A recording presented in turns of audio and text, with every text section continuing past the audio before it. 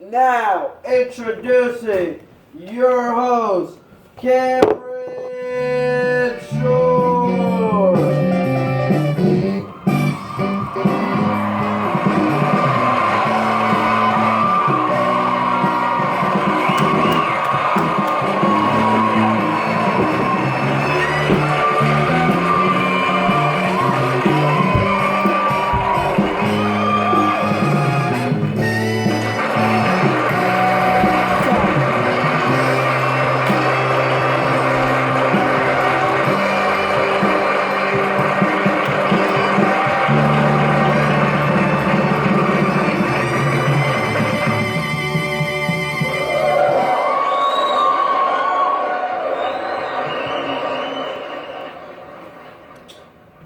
All right, how's everybody doing tonight?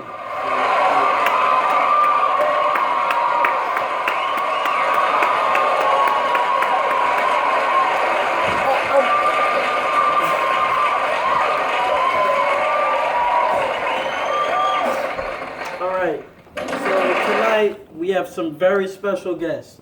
These guests were a part of the lives of Henrietta Lex, and they will be coming shortly. Stay tuned. Do not move a muscle. Let's go.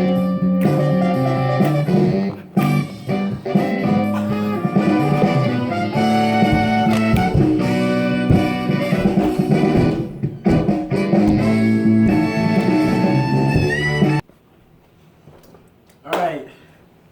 Please give a warm welcome to Dr. Howard Jones and Mr. Lang.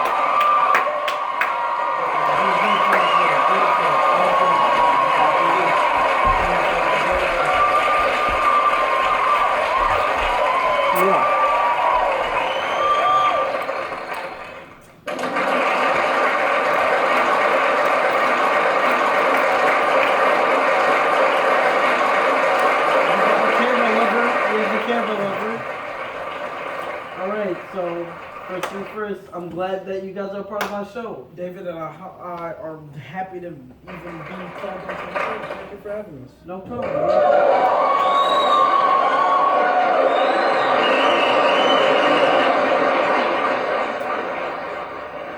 So, you guys are well above over the popular chain. Yes, we are. You guys are in New York now, so tell me, how do you like New York so far? A lot of publicity. Yes.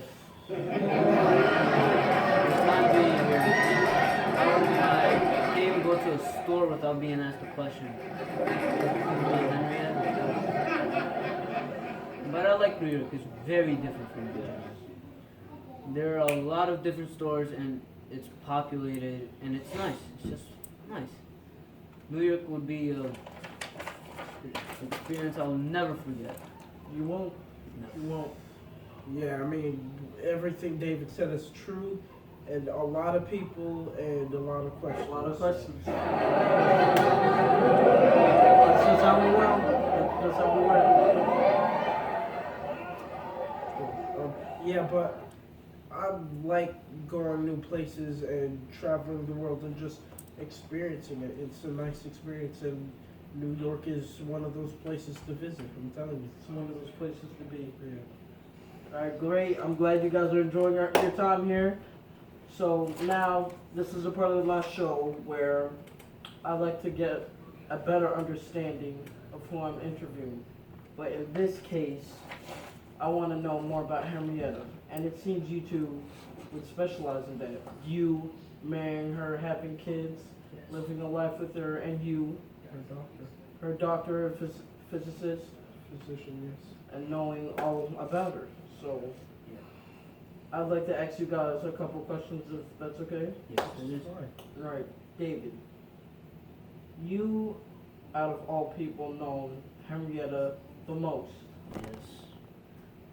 So I want to go back, way back, to when you guys were growing up together. Can you tell me a little bit about that? She was very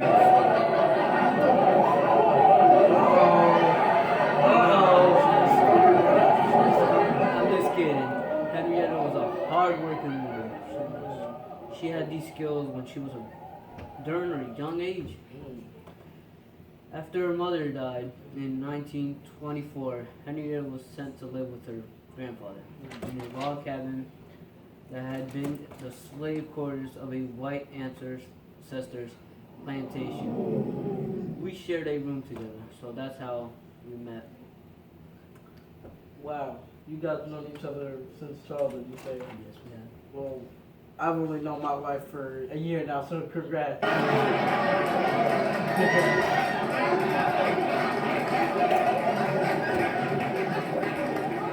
So, you guys have, I believe it was 5 children? Yes. 5 beautiful children. So I would like to know, when did you have your first kid? In 1935, we had our first son named Lawrence. Henrietta was 14 when we then had a daughter, Elsie, on 1939. After all that, we decided to get married in 1941. 14, you say? Man, I know it is not unusual to have kids at such a young age as 14, but when I was growing up, being 14, if I even had a slightest thought of having sexual intercourse, you know what my mom would have done? She would have smacked the color off of me.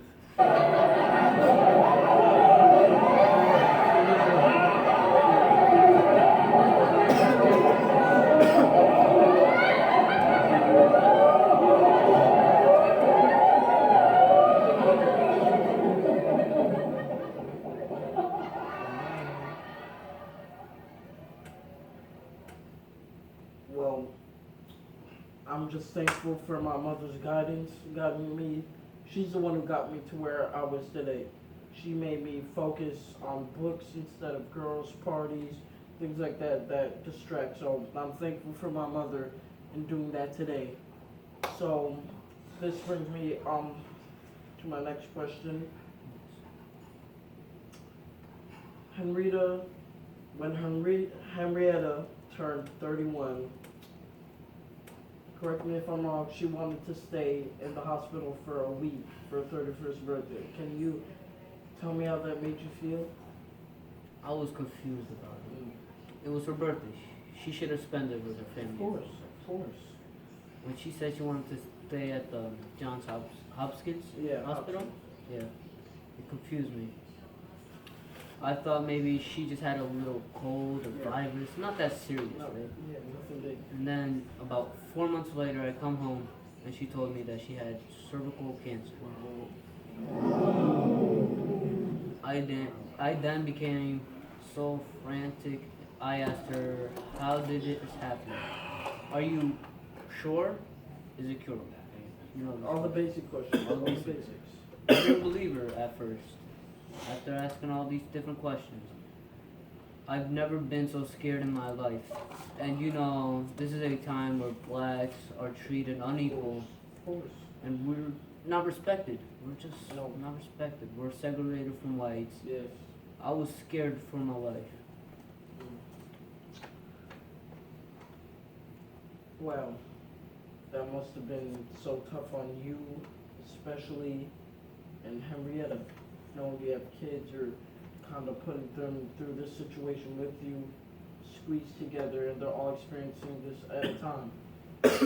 But let me tell you something. I think you are an amazing, supportive, outstanding father.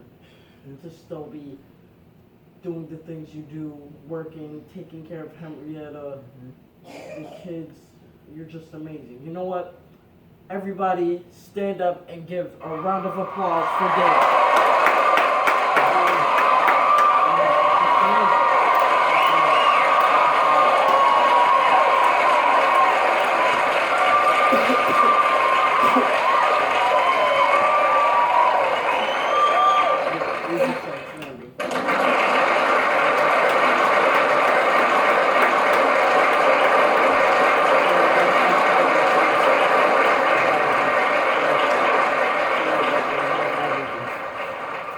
Okay, doctor, loving the spotlight, I can tell.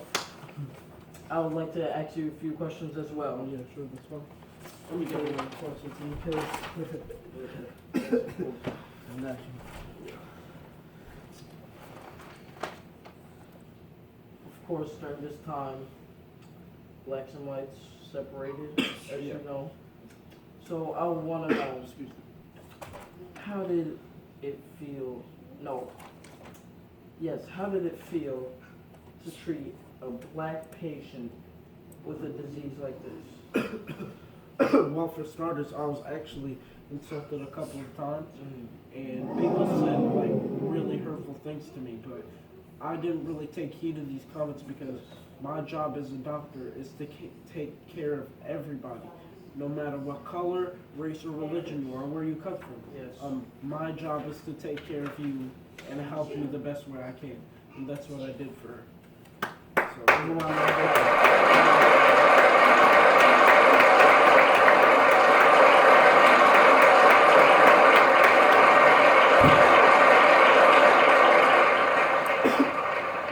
the thing that really like grabbed my attention about Henrietta was her disease.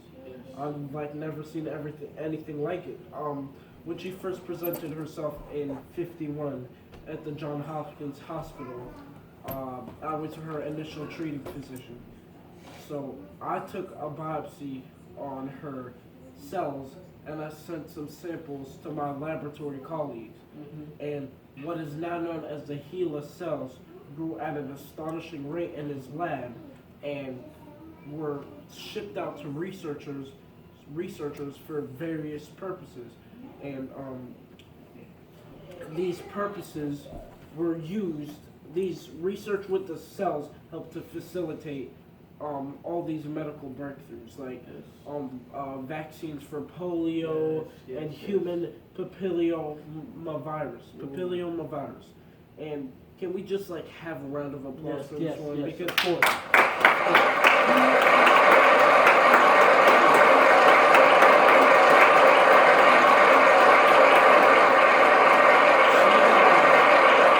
She has contributed to all these medical breakthroughs, and she hasn't got any credit for it. Like, give a round of applause for Henrietta. Again, okay.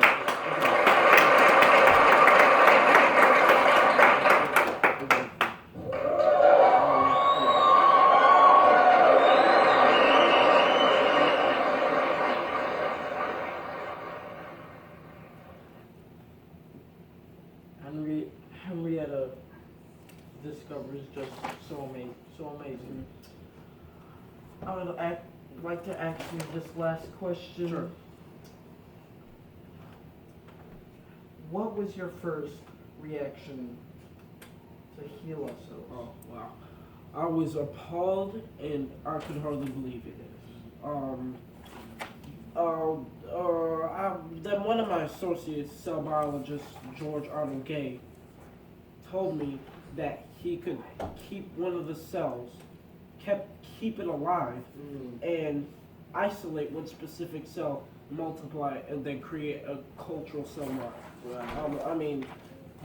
Wow. Gay's lab assistant labeled the culture HeLa for Henrietta's the first two letters of the patient's first name, which was Henrietta, and the one specific he named the first two cells, which was HeLa, which was the first two letters of her last and first name.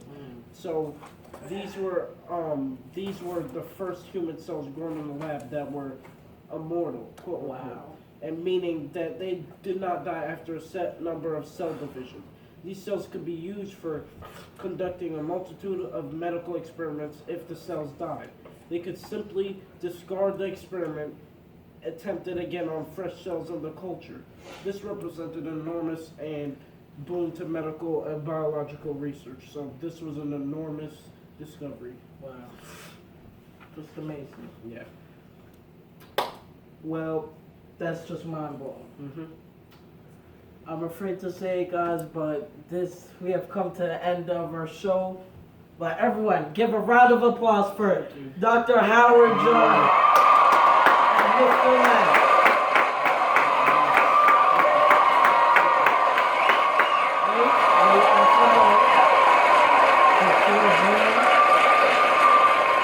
between Brooklyn and Maryland, I decided to get you a little gift. I hope your costume